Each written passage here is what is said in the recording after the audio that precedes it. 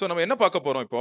ಏನ್ ನೋಡೋದಕ್ಕಿದ್ದೇವೆ? அந்த குயிக்கா அந்த 7 சபைக்கு ஆண்டவர் என்னென்ன சொல்றாரு அப்படின்றத பார்க்க போறோம். ಆ 7 ಸಭೆಗಳಿಗೆ ಏನೆಲ್ಲ ಹೇಳೋದಕ್ಕಿದ್ದಾರೆ ಎಂಬುದಾಗಿ ಗಮನಿಸೋಣ. எல்லா சர்ச்சுக்கும் ஆண்டவர் வந்து ஒரு மெசேஜ் வச்சிருக்காரு. ಆ ಎಲ್ಲಾ ಸಭೆಗೆ ದೇವರು ಒಂದು ಮೆಸೇಜ್ ಅನ್ನು ಇಟ್ಟಿದ್ದಾರೆ. சோ அது என்ன மெசேஜ்னா பாருங்க, இந்த 7 சபைகள்ல இருக்கிற அந்த விதம் தான். ஃபர்ஸ்ட் சபை வந்து எபேசு சபை. ஒரு சபைகளுக்கும் ஆண்டவர் வந்து கவனிக்கிறார். ஒரு சபையும் ஒரு மாதிரி கேரக்டர் இருக்கும். சில குறைவுகளுக்கும் சில நிறைவுகளுக்கும் ஒரு சபையிலயும். ಅಲ್ಲಿ ಒಂದೊಂದು ಸಭೆಗಳಲ್ಲೂ ಕೂಡ ಒಂದೊಂದು ಏನಪ್ಪಾ ಅಂತಂದ್ರೆ ಹೆಚ್ಚು ಕಡಿಮೆ ಒಂದು ಕೊರತೆ ಇರ್ತದೆ ಅಥವಾ ಏನಪ್ಪಾ ಅಂದ್ರೆ ಇಲ್ದಿರ್ತಕ್ಕಂಥದ್ದು ಆ ರೀತಿಯಾಗಿ ದೇವರಲ್ಲಿ ಗಮನಿಸ್ತಾ சோ இப்போ ಇದ್ದಾರೆ. நம்ம 7 சபையை பார்க்க போறோம் குயிக்கா. ಏನಪ್ಪಾ ಅಂತಂದ್ರೆ ಬೇಗವಾಗಿ ನಾವು 7 ಸಭೆಗಳನ್ನ ನೋಡ್ತೀವಿ. அந்த 7 சபையிலயும் ஆண்டவர் வந்து சில அப்ரிஷியேட் பண்ணுவாரு. சிலதை வந்து அவங்களை கரெக்ட் பண்ணுவாரு. ಏನಪ್ಪಾ ಅಂತಂದ್ರೆ ಅಲ್ಲಿ ಕೆಲವು ವಿಷಯಗಳನ್ನ ಉತ್ತೇಜನ ಪಡಿಸ್ತಾರೆ, ಕೆಲವು ವಿಷಯಗಳಲ್ಲಿ ಏನಪ್ಪಾ ಅಂತಂದ್ರೆ ಅವರನ್ನ ದಂಡಿಸ್ತಾರೆ ಅಥವಾ ಏನಪ್ಪಾ ಅಂತಂದ್ರೆ ಕರೆಕ್ಟ್ ಮಾಡ್ತಾ ಇದ್ದಾರೆ. அப்புறம் சில ஆலோசனைகளை ஆண்டவர் கொடுப்பார். ಅದಾದ ನಂತರದಲ್ಲಿ ಕೆಲವು ಆಲೋಚನೆಗಳನ್ನ ಕೊಡ್ತಾರೆ. சோ 3 காரியம். 3 ಕಾರ್ಯ. ஆண்டவர் வந்து ஃபர்ஸ்ட் அவங்கள அப்ரிஷியேட் பண்றாரு. ಮೊದಲು ದೇವರು ಅವ್ರನ್ನ ಏನಪ್ಪಾ ಅಂತಂದ್ರೆ ಉತ್ತೇಜನ ಪಡಿಸ್ತಾ ಇದ್ದಾರೆ. அவங்கள வந்து பாராட்டுறாரு அந்த சபைக்கு. ಸಭೆಯ ಮೂಲಕವಾಗಿ ಸಭೆಗೆ ಅವ್ರನ್ನ ಪ್ರೋತ್ಸಾಹ ಪಡಿಸ್ತಾ ಇದ್ದಾರೆ. இரண்டாவது சில எச்சரிக்கைகளை கொடுக்கிறாரு. எச்சரிக்கை கொடுக்கிறாரு. சில சபையில சரியாத இல்லாத காரியத்துக்கு எச்சரிக்கை கொடுக்கிறாரு. ಸಭೆಯಲ್ಲಿ ಸರಿ ಇಲ್ದಿರ್ತಕ್ಕಂಥ ವಿಷಯಗಳ ಕುರಿತಾಗಿ ಎಚ್ಚರಿಕೆಯನ್ನ ಅಲ್ಲಿ ನೀಡ್ತಾ ಇದ್ದಾರೆ. மூணாவது ஆலோசனை சொல்றாரு. நீங்க இப்படி பண்ணணும் அப்படின்னு ஆலோசனை சொல்றாரு. ಮೂರನೇದಾಗಿ ಈ ರೀತಿಯಾಗಿ ನೀವು ಮಾಡಬೇಕೆಂಬುದಾಗಿ ಸಭೆಗೆ ಆಲೋಚನೆಯನ್ನ ಕೊಡ್ತಾ ಇದ್ದಾರೆ. சரி, எபேசு சபைக்கு என்ன என்கரேஜ் பண்றாரு ஆண்டவர்னு பாப்போம். ಅಲ್ಲಿ ಎಫೆಸ ಸಭೆಗೆ ಯಾವ ರೀತಿಯಾಗಿ ಉತ್ತೇಜನವನ್ನು ಅಥವಾ ಪ್ರೋತ್ಸಾಹವನ್ನು ಮಾಡ್ತಾ ಇದ್ದಾರೆ ಎಂಬುದಾಗಿ ಗಮನಿಸೋಣ. ரெண்டாவது அதிகாரம் 2-3 வசனம் பாருங்க. ಎರಡನೇದ 2-3 ವಚನ ಗಮನಿಸ್ರಿ. உன் பொறுமையையும் நீ பொல்லாதவர்களை சகிக்க கூடாமல் இருக்கிறதையும் அப்போஸ்தலர் அல்லாதவர்கள் தங்களை அப்போஸ்தலர் என்று சொல்லுகிறதை நீ சோதித்து அவர்களை பொய்யர் என்று கண்டறிந்ததையும் நீ சகித்து கொண்டிருக்கிறதையும் பொறுமையா இருக்கிறதையும் என் நாமத்தின் நிமித்தம் இலைப்படையாம் பிரயாசப்பட்டதையும் அறிந்திருக்கிறேன். பாருங்க, ஆண்டவர் வந்து சொல்றாரு, நீங்க ஆல்ரெடி நல்லா பிரயாசப்படுறீங்க, நல்லா கிரியை செய்றீங்க, நீங்க நிறைய தப்பானவங்க பொய் போதகர்கள் வந்தா நீங்க எல்லாம் கரெக்ட் பண்றீங்க, அவங்கள எல்லாம் சொல்றாரு. ಅಲ್ಲಿ ನೀವು ಸರಿಯಾದಂತ ಪ್ರಯಾಸವನ್ನ ಪಡ್ತಾ ಇದ್ದೀರಿ. ಏನಪ್ಪಾ ಅಂತಂದ್ರೆ ತಪ್ಪಾದಂತ ಒಂದು ಸುಳ್ಳು ಬೋಧಕರು ಬರುವಾಗ ಅದನ್ನ ಸರಿಯಾದಂತ ರೀತಿಯಲ್ಲಿ ತಿದ್ದಲ್ಪಡ್ತಾ ಇದ್ದೀರಿ ಎಂಬುದಾಗಿ ಹೇಳ್ತಾ ಇದ್ದಾರೆ. அவங்க உற்சாகமா இருக்கிறீங்க அப்படின்னு சொல்றாரு. ಏನಪ್ಪಾ ಅಂತಂದ್ರೆ ನೀವು ಬಹಳ ಉತ್ಸಾಹ ಉಳ್ಳವರಾಗಿ ಇದ್ದೀರಿ ಎಂಬುದಾಗಿ ಹೇಳ್ತಾ ಇದ್ದಾರೆ. சோ ஆண்டவர் வந்து அவங்களுக்கு வந்து கை தட்டி அப்ரிஷியேட் பண்றாரு. ದೇವರು ಅವರಿಗೆ ಕರಗಳನ್ನ ತಟ್ಟಿ ಅವ್ರನ್ನ ಪ್ರೋತ್ಸಾಹ ಮಾಡ್ತಾ ಇದ್ದಾರೆ. ஒரு காரியம் வந்து ஆனா மிஸ் பண்ணிட்டாங்க. ரொம்ப முக்கியமான காரியம் மிஸ்ஸிங். சோ ஆண்டவர் வந்து நம்ம எந்த சர்ச்சை பார்த்தாலும் அந்த சர்ச்சில் எது கரெக்டா இருக்கு எது ராங்கா இருக்குன்னு ஆண்டவர் கண்டுபிடிச்சிருவார். ಅಲ್ಲಿ ಒಂದು ಸಭೆ ಎಂಬುದಾಗಿ ಹೇಳುವಾಗ ದೇವರು ಯಾವುದು ಸರಿದೆ ಯಾವುದು ತಪ್ಪಿದೆ ಎಂಬುದಾಗಿ ಸರಿಯಾಗಿ ಅವರು ಕಂಡುಹಿಡಿತಾರೆ. சோ எபேசு சபையில என்ன ப்ராப்ளம்? ಎಫೆಸ ಸಭೆಯಲ್ಲಿ ಯಾವ ಸಮಸ್ಯೆ ಇತ್ತು? 4வது வசனம் பாருங்க. 4ನೇ ವಚನ. ஆனாலும் ஆதியில் கொண்டிருந்த அன்பை ஆதியில் கொண்டிருந்த அன்பை விட்டாய் என்று பேரில் எனக்கு குறைவுண்டு. குறைவுண்டு.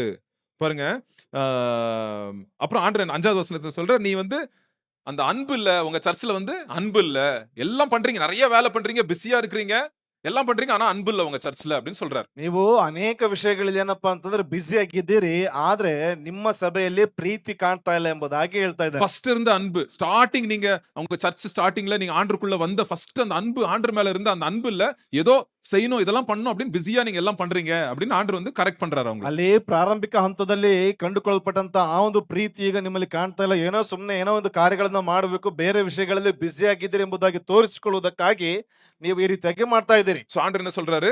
ದೇವರು ಏನ್ ಹೇಳ್ತಾ ಇದ್ದಾರೆ? நீங்க மனம் திரும்புங்க, உங்க மைண்ட் மாத்தணும். நீங்க வந்து ஆண்டருடைய அன்புக்குள்ள நீங்க ஸ்ட்ராங் ஆகணும். அன்புனால தான் நீங்க எல்லாம் செய்யணும், அன்பு இல்லாம செஞ்சா யூஸ் இல்ல அப்படின்னு சொல்றாரு. ಅಲ್ಲಿ ನೀವು ದೇವರ ಕಡೆಗೆ ತಿರುಗಿಕೊಳ್ಳಬೇಕು, ಪ್ರೀತಿ ಇಲ್ಲದೆ ಮಾಡಿದ್ರೆ ಎಲ್ಲವೂ ವ್ಯರ್ಥವಾಗಿ ಹೋಗ್ತದೆ ಎಂಬುದಾಗಿ ಹೇಳ್ತಾ ಇದ್ದಾರೆ. சோ அதனால நான் எனக்கு டைம் இல்ல, நான் குயிக்கா நான் போறேன். ஏன்னா 22 சாப்டர்ஸ் நம்ம கவர் பண்ணோம். இன்னும் டீடைலா இருக்கு. நான் இதுக்கெல்லாம் நோட்ஸ் இருக்கு, எல்லாத்துக்கும் நோட்ஸ் வச்சிருக்கேன். ஒரு சர்ச்சுக்கு ஆண்டர் என்ன அப்ரிஷியேட் பண்றாரு, என்ன கரெக்ஷன் பண்றாரு, என்ன ஆலோசனை கொடுக்குறாரு, எல்லா சர்ச்சுக்கும் நோட்ஸ் இருக்கு. வசனத்தோட நான் வந்து உங்களுக்கு அனுப்பிடுறேன். ಅಲ್ಲಿ ಯಾವ ಸಭೆಗೆ ಯಾವ ಆಲೋಚನೆಗಳನ್ನ ಕೊಡ್ತಾ ಇದ್ದಾರೆ, ಯಾವ ವಿಷಯಗಳಲ್ಲಿ ಕರೆಕ್ಟ್ ಮಾಡ್ತಾ ಇದ್ದಾರೆ, ಮಾತ್ರವಲ್ಲದೆ ಯಾವ ವಿಷಯಗಳ ಮೂಲಕವಾಗಿ ಪ್ರೋತ್ಸಾಹ ಪಡಿಸ್ತಾ ಇದ್ದಾರೆ ಎಂಬುದಾಗಿ ಅನೇಕ ನೋಟ್ಸ್ಗಳಿದೆ.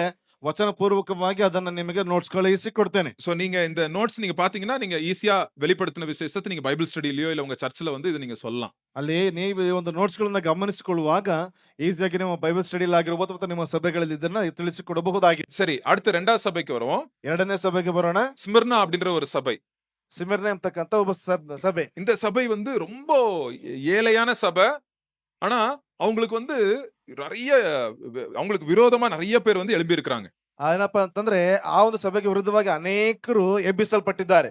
அங்க பிசாசு வந்து என்ன பண்றான், நிறைய பேரை ஜெயில்ல போட்டுறான். அந்த சர்ச்ல இருக்கிற பிலீவர்ஸ் நிறைய பேரை ஜெயில்ல போட்டுறான். ಆ ಸಭೆಯಲ್ಲಿರ್ತಕ್ಕಂಥ ಅನೇಕ ವಿಶ್ವಾಸಿಗಳನ್ನ ಸೆರೆಮನೆಗೆ ಹಾಕಲ್ಪಟ್ಟಿದ್ದಾರೆ. ரொம்ப சோர்ந்துடுறாங்க சில பேர். ಅನೇಕರು ಸೋತು So, ಹೋಗ್ಬಿಡಪಟ್ಟಿದ್ದಾರೆ. அப்ப ஆண்டவர் என்ன சொல்றாரு அவங்கள பார்த்து, ದೇವರು ಅವ್ರನ್ನ ನೋಡ್ಬಿಟ್ಟು ಏನ್ ಹೇಳ್ತಾ ಇದ್ದಾರೆ, நான் வந்து நீங்க படுற கஷ்டத்தெல்லாம் நான் பாக்குறேன். ನೀವು ಪಡ್ತಾ ಇರ್ತಕ್ಕಂಥ ಕಷ್ಟಗಳನ್ನೆಲ್ಲ ನಾನು ಗಮನಿಸಿದ್ದೀನಿ, நீங்க பயப்படாதீங்க. ನೀವು ಭಯಪಡಬೇಡಿ. நிறைய பேர் பிசாசு வந்து ஜெயில்ல போட்டான் அவங்க சர்ச்ல இருந்து. ನಿಮ್ಮಲ್ಲಿರ್ತಕ್ಕಂಥ ಅನೇಕರನ್ನ ಸೈತಾನ್ ಏನಪ್ಪಾ ಅಂತಂದ್ರೆ ಸೆರೆಮನೆಗೆ ಹಾಕಲ್ಪಟ್ಟಿದ್ದಾನೆ. 10 நாள் தான். அப்படின்னா 10 நாட்கள்னா சில காலங்கள் மாத்திரம் நீங்க இந்த கஷ்டத்தை அனுபவிக்கணும். மரண பரியந்தம் நீங்க என்ன பாருங்க 10வது வசனத்துல மரண பரியந்தம் நீங்க என்ன பாருங்க உண்மை உள்ளவர்களா இருங்க ஆண்டருக்கு அப்படின்னு ಅಲ್ಲಿ சொல்றாரு. 10 ದಿವಸಗಳೆಂಬುದಾಗಿ ಹೇಳುವಾಗ ಕೆಲವು ದಿವಸಗಳವರೆಗೆ ಮಾತ್ರ ನೀವು ಸಂಕಟ ಬೇಕಾಗ್ತದೆ.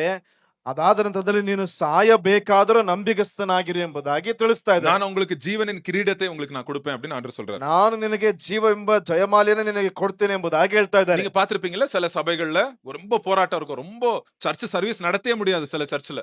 ಕೆಲವು ಸಭೆಗಳನ್ನ ಗಮನಿಸಿದ್ರೆ ಏನಪ್ಪಾ ಅಂತಂದ್ರೆ ಸಭೆಯಲ್ಲಿ ಆರಾಧನೆಯನ್ನ ನಡೆಸುವುದಕ್ಕೆ ಆಗದಿರ್ತಕ್ಕಂಥ ಪರಿಸ್ಥಿತಿ. அவங்க வந்துட்டு யாராவது பக்கத்துல இருக்கவங்க கலாட்டா பண்ணுவாங்க, இல்லாட்டி வந்துட்டு சண்டே காலையில தான் வந்து ஏதாவது பிரச்சனை பண்ணுவாங்க, இப்படி பண்ணிட்டே இருப்பாங்க. ಅಲ್ಲಿ ಭಾನುವಾರದ ಆರಾಧನೆಗಳನ್ನ ನಡೆಸೋದಕ್ಕೆ ಬಿಡುವುದಿಲ್ಲ ಪಕ್ಕದಿರ್ತಕ್ಕಂಥವ್ರು. ಇಲ್ಲ ಅಂತಂದ್ರೆ ಭಾನುವಾರದ ದಿವಸವೇ ಬೇಕೆಂಬುದಾಗಿ ಏನಾದ್ರೂ ಸಮಸ್ಯೆಗಳನ್ನ ಉದ್ಭವ ಮಾಡಿಸ್ಕೊಂಡು ಬರ್ತಾರೆ. நான் சொல்றேன், உலகத்துல இருக்கிற சர்ச்சுகள்ல பாதி சர்ச் வந்து ரொம்ப கஷ்டத்துல இக்கட்டுல தான் வந்து சர்ச் நடத்திட்டு இருக்காங்க.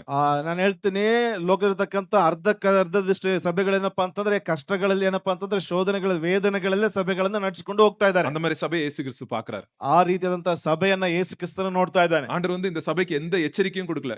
எல்லாம் கரெக்டா இருக்காங்க, பாவம் கஷ்டப்பட்டுட்டு இருக்காங்க, ஏழையான சபை, ஆனாலும் நீங்க ரிச் அப்படின்னு சொல்றாரு. 9வது வசனத்துல நீங்க ஏழைங்க தான், பட் என்னோட பார்வையில நீங்க ரிச் அப்படின்னு சொல்றாரு. ಅಲ್ಲಿ ಏನ್ ಹೇಳ್ತಾ ಇದಾರೆ ಅಂತಂದ್ರೆ, ನೀನು ಬಡವನಾಗಿದ್ರು ಕೂಡ ಏನಪ್ಪಾ ಅಂತಂದ್ರೆ ನೀನು ಐಶ್ವರ್ಯವಂತನೇ, ಅದನ್ನ ನಾನು ಗಮನಿಸಲ್ಪಟ್ಟಿದ್ದೇನೆ ಎಂಬುದಾಗಿ. சோ பாருங்க, நிறைய வாட்டி நம்ம நினைப்போம் ஏழை சர்ச் பணக்கார சர்ச்னு சொல்லுவோம். இங்க பாருங்க, ஒரு ஏழை சர்ச்சை பார்த்து ஏசப்பா என்ன சொல்றாரு, நீங்க என்னன்னு சொல்றாரு, பணக்காரங்க அப்படின்னு சொல்றாரு ஆண்டவர். ಅಲ್ಲಿ ಅನೇಕ ಬಾರಿ ಹೇಳ್ತೇವೆ ಶ್ರೀಮಂತರ ಸಭೆ ಅಥವಾ ದೊಡ್ಡ ಏನಪ್ಪಾ ಅಂದ್ರೆ ಬಡವರ ಸಭೆ ಎಂಬುದಾಗಿ. ಈ ಒಂದು ಸಭೆಯನ್ನು ನೋಡ್ಬಿಟ್ಟು ಏನಪ್ಪಾ ಅಂತಂದ್ರೆ ಶ್ರೀಮಂತನ ಸಭೆ ಎಂಬುದಾಗಿ ಹೇಳ್ತಾ ಇದ್ದಾರೆ. ஆக்சுவலா இன்னொன்று ரிவர்ஸ் இருக்கு. 7வது சபை அப்புறம் பார்ப்போம். 7வது சபை லவோதேசியன்னு ஒரு சபை இருக்கு. அது ரொம்ப பணக்கார சர்ச்.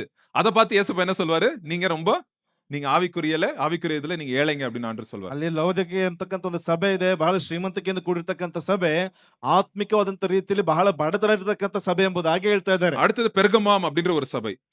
ಮೂರನೇದಾಗಿ ಏನಪ್ಪಾ ಅಂತಂದ್ರೆ ಪೆರ್ಗಮದಲ್ಲಿ ಇರ್ತಕ್ಕಂಥ ಒಂದು ಸಭೆ. இந்த சபை வந்து என்ன பண்றாரு, பிசாசு நிறைய இருக்கிற இடத்துல இந்த சர்ச் வந்து இருக்கு. ಅಲ್ಲಿ ಸೈತಾನನ ಅನೇಕ ವಿಷಯಗಳು ಇರುವಂತ ಒಂದು ಸ್ಥಳದಲ್ಲಿ ಒಂದು ಸಭೆ ಇದೆ. ஆனா அந்த சர்ச்ல வந்து உலகத்தோட சேர்ந்துருச்சு. அந்த சர்ச் உலக ஜனங்களோட சேர்ந்துருச்சு. இந்த சர்ச் ಆ ಸಭೆ ಲೌಕಿಕವಾದಂತ ಜನಗಳೊಟ್ಟಿಗೆ ಅದು ಸೇರಲ್ಪಟ್ಟಿದೆ. அங்க விக்கிரகங்களுக்கு வைக்கிற சாப்பாடை வந்து சாப்பிடுறாங்க. ಅಲ್ಲಿ ವಿಗ್ರಹಗಳಿರ್ತಕ್ಕಂಥ ಒಂದು ಊಟವನ್ನು ಅವರು ಊಟ ಮಾಡ್ತಾ ಇದ್ದಾರೆ. அசுத்தமான இது செக்ஷுவல் இம்மாராலிட்டி அப்படின்னா என்னது, வேசித்தனத்துக்குள்ள அந்த சர்ச் வந்து இருக்குது. ಅಲ್ಲಿ ವ್ಯಭಿಚಾರತ್ವಕ್ಕೆ ಅಥವಾ ವಿಗ್ರಹಾರಾಧನೆಗೆ ವ್ಯಭಿಚಾರತ್ವಕ್ಕೆ ಏನಪ್ಪಾ ಅಂತಂದ್ರೆ ಒಳಗಾಗಲ್ಪಟ್ಟಿರ್ತಕ್ಕಂಥ ಒಂದು ಸಭೆ. எல்லாரும் இல்ல, அந்த சர்ச்ல சில பேர் அப்படி இருக்கிறாங்களாம். ಎಲ್ಲರೂ ಅಲ್ಲ, ಆ ಸಭೆಯಲ್ಲಿ ಇರ್ತಕ್ಕಂಥ ಕೆಲವರು. சோ ஆண்டவர் வந்து என்ன சொல்றாரு, நீங்க மனம் திரும்புங்க அப்படின்னு சொல்றாரு. ದೇವರು ಏನ್ ಹೇಳ್ತಾ ಇದ್ರೆ, ನೀವು ಮನ ತಿರುಗಿರಿ, ಮಾನಸಾಂತರ ಹೊಂದಿರಿ ಎಂಬುದಾಗಿ. 16வது வசனத்துல சொல்றாரு, 2:16ல நீங்க மனம் திரும்பலனா ஆண்டவர் வந்து அவங்க வார்த்தையினாலே உங்களுக்கு வந்து ஆண்டவர் வந்து சில காரியங்களை சொல்வாருன்றார். ಇಲ್ಲಿ ಬೇಗನೆ ತಿರುಗಿಕೊಳ್ಳ್ರಿ, ಇಲ್ಲ ಅಂತ ಅಂದ್ರೆ ನನ್ನ ಬಾಯಿ ಕತ್ತಿಯಿಂದ ಅವರ ಮೇಲೆ ಯುದ್ಧ ಮಾಡ್ತೀನಿ ಎಂಬುದಾಗಿ ಹೇಳ್ತಾ ಇದ್ದಾರೆ. அடுத்து பாத்துங்க. அப்புறம் 4வது சபை பாருங்க, தியத்தாரா அப்படின்ற ஒரு சபை. ಅಲ್ಲಿ 4ನೇ ಸಭೆ ಏನಪ್ಪಾ ಅಂತಂದ್ರೆ ದುವತೈರ ಎಂಬತಕ್ಕಂಥ ಒಂದು ಸಭೆ.